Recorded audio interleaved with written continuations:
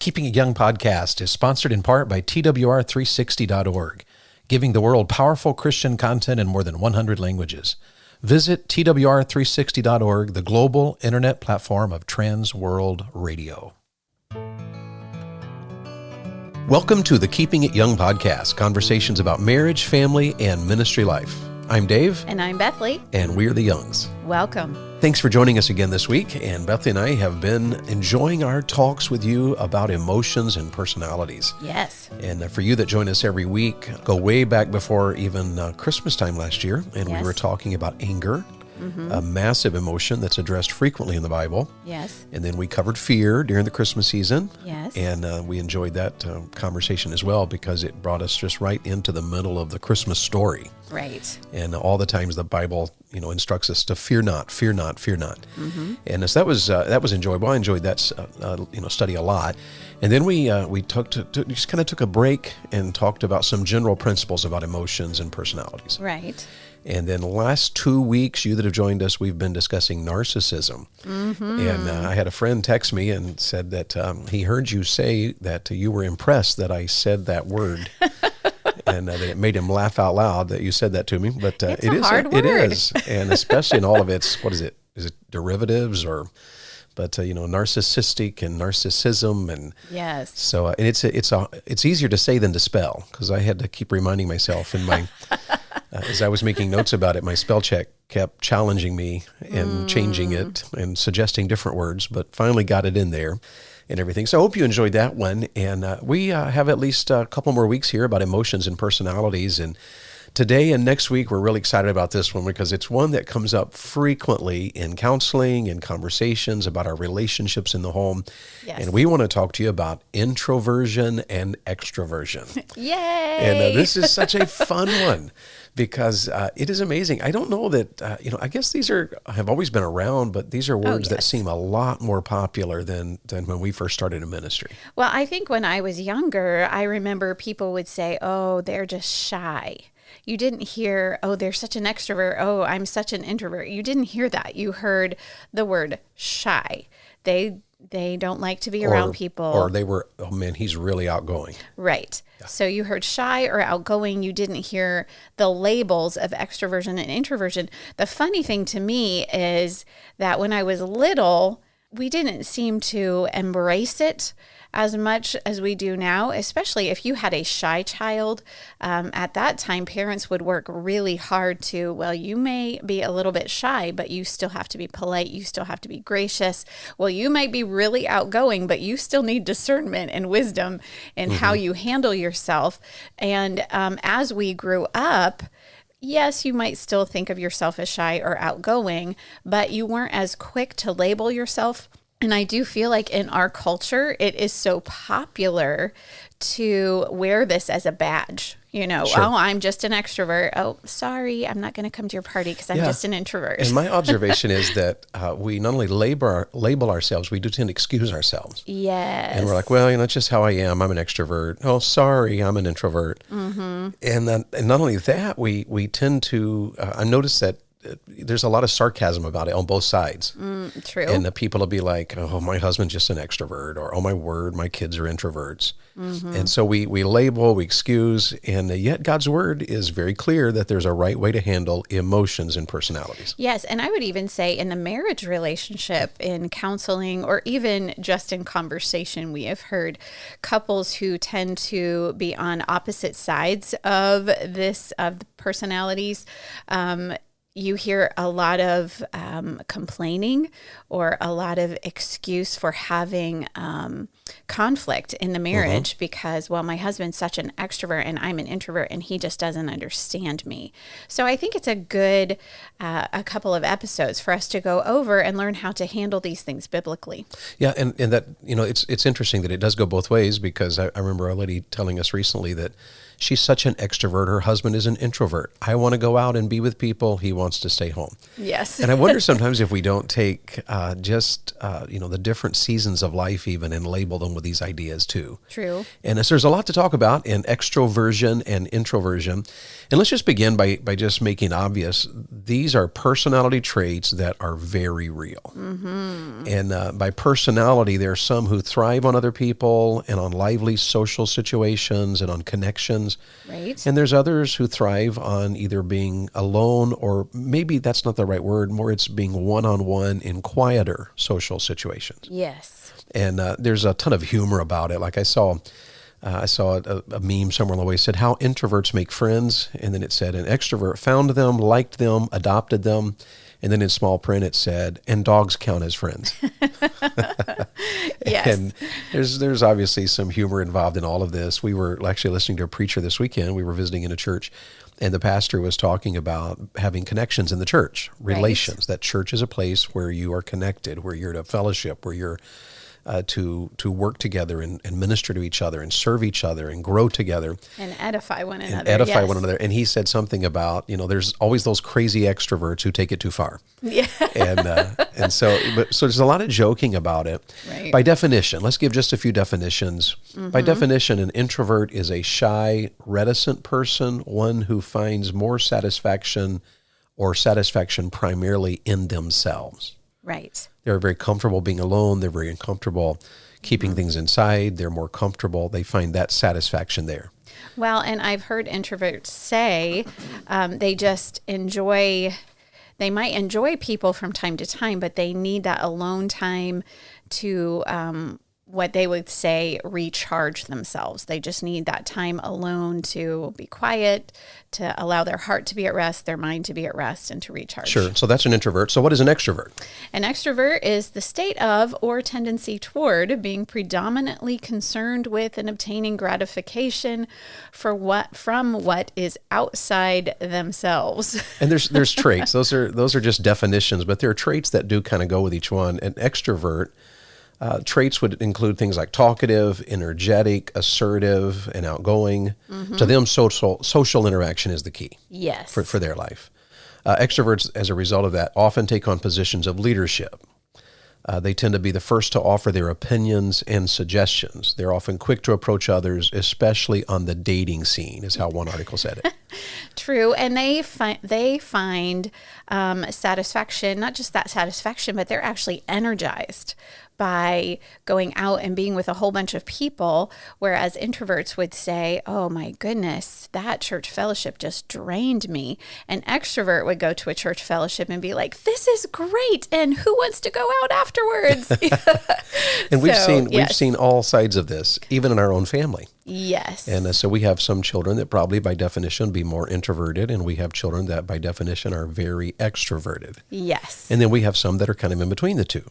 Yes, and I would be interested and curious to hear what our listening audience would think about David and I. If you would think that either one of us were extroverts or introverts, what personality trait you think we would have. I had a friend one time who said to me, Bethlie, I think you're a closet introvert, because when we are out in ministry, I just enjoy it. I embrace it. I love it. I love being with people. And then when we come home, I kind of want to just shut the door, pull the blinds, be alone. But I think that's just all part of ministry life. Those of you who are in ministry life, you're with people almost 24/7 when you're right in the trenches of it. And then there are times where you do just need to go home and rest and recharge. Right. And there's a balance in all of that. The Bible says in the Psalms that we're to be still. Yes. In order to know that he is God. Absolutely. And Jesus, you remember, he said to his disciples, hey, we need to come apart and rest. Yes. And it's interesting that even as he's leading them apart to rest, the multitudes follow him. And Jesus, yes, who is leading them to rest, actually chooses not to rest, but to serve others. Mm-hmm. And so there's many facets of this. And Beth and I just believe that, first of all, that whether you identify as an introvert or an extrovert or somewhere in between, that God's word directs us how to have relationships in spite of our personalities. Right. And right is always right, whether you're an extrovert or an introvert. Mm-hmm. And there's strengths on both sides, there's weaknesses on both sides, and there's also definitive ways to acknowledge, you know what, this is a weakness in my relationships. Because I'm an extrovert, I can damage a relationship in this way, and I need to change that. Right. And then for an introvert to say, you know what, I'm hindering relationships in this way because of my personality, and I need to work on that. Right. So there's changes and work to be done on both sides of this matter.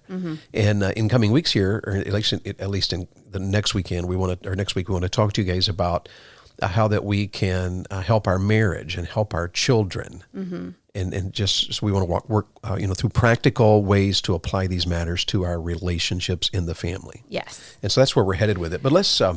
And I would just insert here that these two labels are even in our social culture, even broken down into all of these different, I'm an introvert, but I'm also an introvert, A, B, C, D, E, F, G, all the way to Z, and they have all these numbers and letters that they put with it. And while it's not wrong to maybe study that out, maybe take yourself a little quiz in a book or online somewhere so that you can pinpoint some things about your personality that maybe you're not understanding, or maybe to help others in your life to understand you better.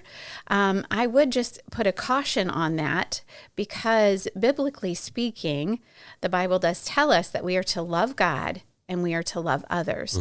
And when we label ourselves in such a way, socially speaking, that it is hard for us to love others, then we are in contradiction to what God has called us to do. So just be very, very cautious as you study this out. We are not on these episodes going to go through all of the sub-points of what it is to be an extrovert or introvert, because that would just be many, many episodes.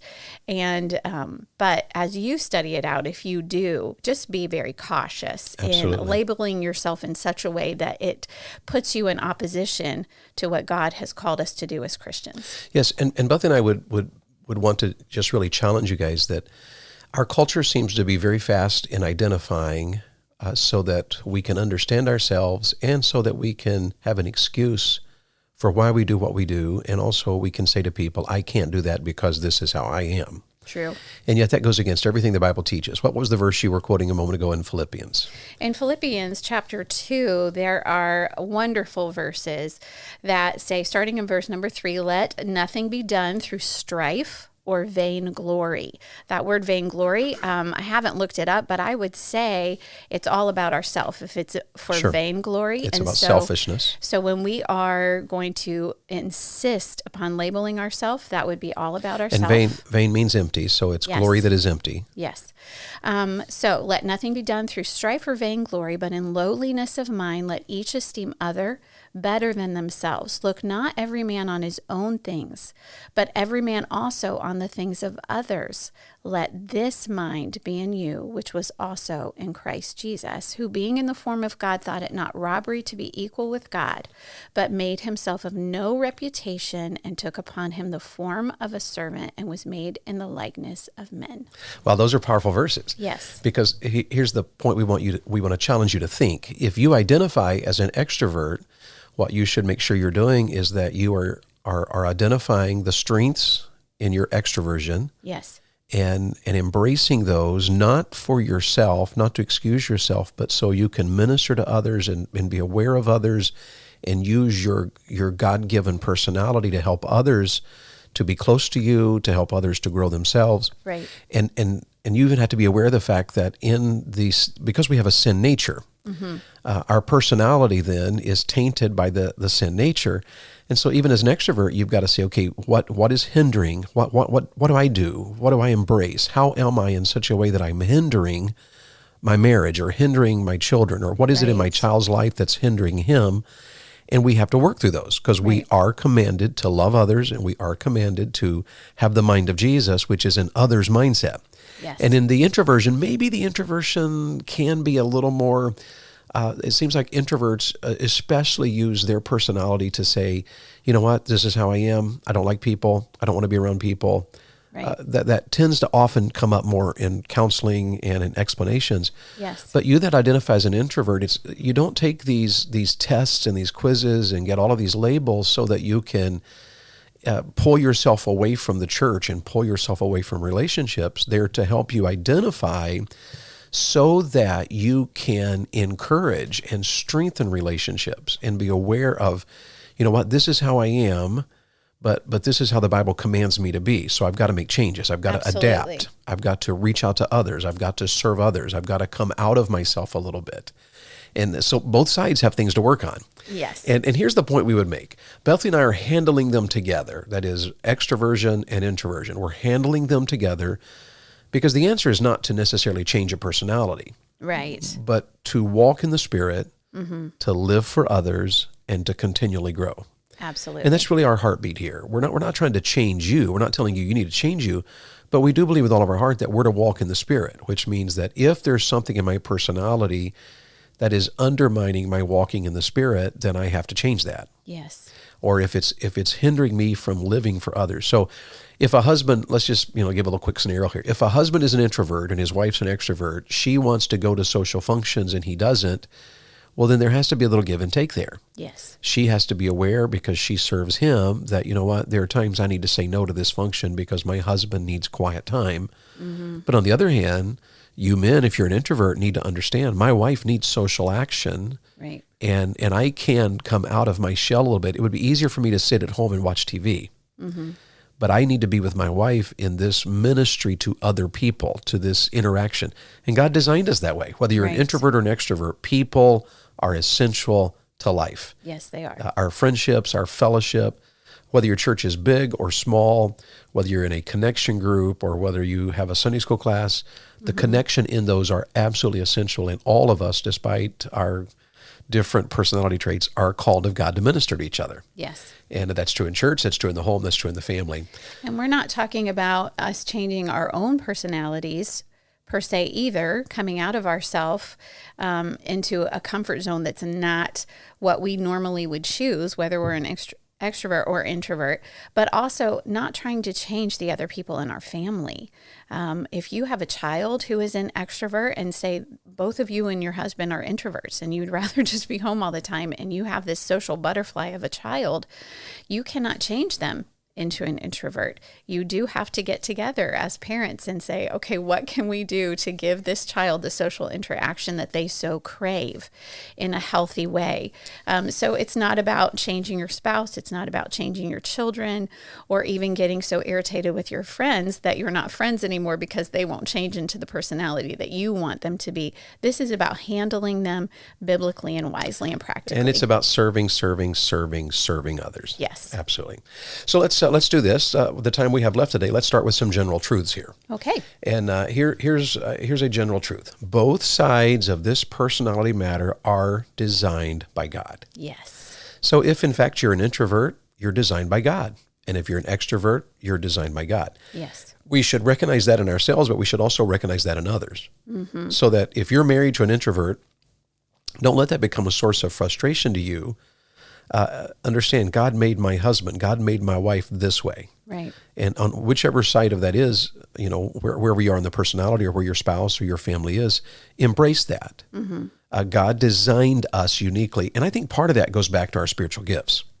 Because remember, he says often in the Bible that we are in the church, we all have different functions, we all have different gifts. Yes. We are all different parts of the body. And he uses, the play there on, our body, our literal body. Yes. That not every part of our body gets all the attention that another part might get, but the body is one whole person. Right. And the church is one whole. It's, has all these different, and churches are almost funny when you think about it because of the variety of people that can be in church. Right. And, we always hear the jokes about it, and what is the one about, the gospel light sure does attract some strange bugs. Yes. And everybody kind of chuckles about that. But the truth of the matter is, we're all totally unique in the church. And some people are, more extroverted and some are more introverted. And there's even different, levels financially and people dress in different ways. We have massively different opinions. Yes. So part of this actually comes down to the fact that we've just got to understand that both sides of the personality matter are designed by God. And in the spiritual gifts, some are teachers. Yes. And some are administrators. Others have the gifts of mercies or the gifts of helps or the gifts of giving. Yes. They're givers. And probably a lot of that has to do with the personality, wouldn't you think? Absolutely. Yeah. I would say, especially when you're looking at a church body, not all of us can be teachers. Not all of us can be the ones who come alongside and just show some compassion, who give a hug in passing, or who give a word of encouragement, or who pass along notes of encouragement. So we need all of those people to come together. And in the family, you need all of that to come together. Yeah, and I was even thinking too about, thinking back to my college days, I had college professors who were extroverts. And I guess the word I would use to describe them is their classroom had energy. Yes. And their classroom was probably more exciting. But I also remember I remember one professor in particular who had probably was without doubt an introvert. He would come in, he rarely made small talk. But also often there's a book of the Bible that he taught that as I read through, I hear his voice. There are things that I remember from 30 years ago now that I learned under his just very calm, almost mundane teaching, because it was his personality. Right. So it's not to say, that there might be a case in which, extroverts probably tend to be more like this, but it doesn't even have to be separated there. It's that God takes our personalities when we use them in light with his word to accomplish his purpose. True. And to serve his church and to serve each other. Both sides of the personality have great strengths and are great advantages to the family, to our children, and to the church. Yes. And so we've just got to start there. Both sides of this personality are designed by God. And it's also important to understand, and this is a big one, so let's talk about this a few moments.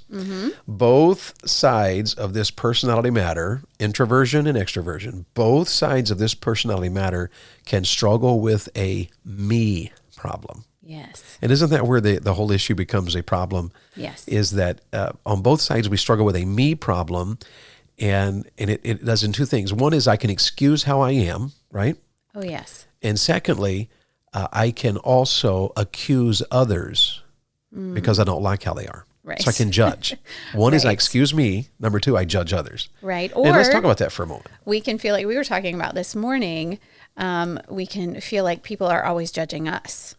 Well, as an introvert, you can say, well, people just don't understand how much of an introvert I truly am. And they think I need to be more involved at church, or they think I need to be at every function, and they just don't understand. And so they're always judging me. And David and I were talking this morning how that often when we feel that other people are judging us, we're really thinking a whole lot of ourselves and probably thinking that people dwell on us and our problems a whole lot more than they actually do. Yeah. So we need to be careful about feeling that we are being judged unless we absolutely know that someone has said something about us. Yeah, and in that case, there's a right way to handle that. Absolutely. I'm to go to that person. I'm to resolve that situation. I'm to restore that relationship. But when a person is so focused on themselves that they are hindering their marriage, or they're hindering their relationship with their children, or their relationship with their parents, or they're damaging the local church, or just not helping the local church, right. then we have a me problem, and both sides do. Yes. Extroverts, for instance, can be arrogantly aggressive and have a tendency to run over people. No. I think the word you used to use was bulldoze. Oh, did I ever say that word? Absolutely.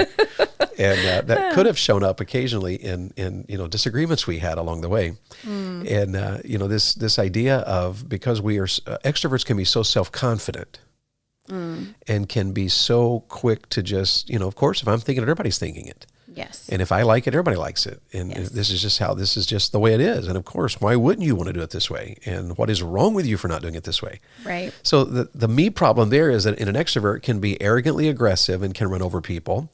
Yes. On the other hand, an introvert can be selfishly introspective and withdraw from people. And what is the one T-shirt that's so popular? We see it quite frequently around, and which somebody will say, I mean, how's that go? Sorry, I'm late. I didn't want to come. Oh, yes. and we laugh at those things, and they're for humor. Bethlie and I are absolutely fine with humor. We love humor. We laugh all the time in our family. But what we also know, dear friends, is that if we allow those kind of statements to identify us, yes, just so y'all know, I really don't want to be here. Basically everybody knows that. Everybody knows when you don't want to be there. And, or when you're running over everybody knows it. And that's a me problem if you can't see that. If it's true that I'm to think about others more than I think about me, if you are by God's design an extrovert, then you need to make sure that your energy, your enthusiasm, your social interactions are not about you, but are about others. That you're serving others, that you're loving others, that you're investing in others, that you're pouring into others. For instance, if you tend to be very aggressive in your conversations and you're really fast to speak, one of the things you have to do is slow down. You have to think. You have to learn to listen. Yes. And if in your marriage, for instance, you're an extrovert or you're married to an extrovert, really listening becomes very important to the extrovert, because an extrovert can just jump in, and an introvert who's still processing, because they tend to think things and feel things maybe more deeply in the moment. We've just always got to be aware of that. There's a me problem involved in these. Right. And any other ways you can see that becoming an issue in a marriage or family? Well, I think as an extrovert, as a sometimes extrovert and sometimes introvert, I don't know. I feel like I'm on both sides of this equation sometimes. But extroverts do tend to just talk over people. They don't listen, as you were saying. And so you just get talking and talking and talking. And maybe you're not even discussing an issue, but you're not giving the other person a chance to jump in. An introvert does feel reluctant to just jump in and share their opinion, or to stop someone and say, oh, hold on just a second. I have a concern I'd like to address there, or I have a question. Introverts aren't going to do that. And extroverts just can be talking and not even understanding or even aware that there might be a difficulty somewhere in that relationship because of what they're saying, because they're just talking and talking and talking. Sure. Or the other person starts to say something and the extrovert hears a word that just triggers their conversation and they take off in that direction. Absolutely. So an extrovert can be that way, but we were talking then too about the introverts being, you had put here in the notes, selfishly introspective and withdrawn, so that when they feel, especially if it's in a marriage relationship or maybe a parent-child relationship, if it's the parent who's extroverted and the child who's introverted, that can really cause that introvert to think, okay, they're not even listening to what I have to say, so I'm just going to go to my room. I'm going to shut the door. I'm not going to talk. I'm not going to raise my concerns, and I'm going to hold it all inside. Well, when we hold it all inside, then we do have a tendency either to let that hurt fester and turn into bitterness, or there does come a time where even an introvert will just explode and just say, you never listened to me. You haven't even shared with me or asked my opinion on something or allowed me to share. And then, of course, the introvert is totally taken aback. I had no idea that this was even a concern to you. Sure. So the point is that both the extrovert and the introvert, both of these can be damaging for the believer who wants to develop godly relationships in their marriage, their home, and their church. And if you're an extrovert, you are called of God to serve others, to live for others, and to develop relationships. And if you're an introvert, you're called of God to serve others, live for others, and develop relationships. Right. And so just some general truths to leave you with here. Both sides of this matter are designed by God, and both sides of this matter can struggle with a me problem, but both sides of this matter can succeed. We can serve others. Yes. We can serve in the church. We can learn to embrace who we are and use who we are to develop great relationships and to minister to others in the way that God has made us. It's about others, not about me. Yes. And that's probably the biggest takeaway from today. The introversion and the extroversion should be about others and not about me. True. And if we as God's people love God and love others and serve God and serve others and look to God and listen to others, then all of us can serve the Lord together. Does that make sense? Absolutely. Now, next week we will go farther in this, and we will evaluate ourselves and the steps we ought to take regarding our introversion or extroversion. And then we want to discuss the steps we ought to take regarding our spouse and their personality. And we also want to take a few moments to talk about how to help our children regarding introversion and extroversion. And I hope you're enjoying this study on emotions and personalities, and we will look forward to seeing you next week here at Keeping It Young. And in the meantime, I hope you'll serve the Lord with gladness. The Keeping It Young podcast is a Bax 5 Media production.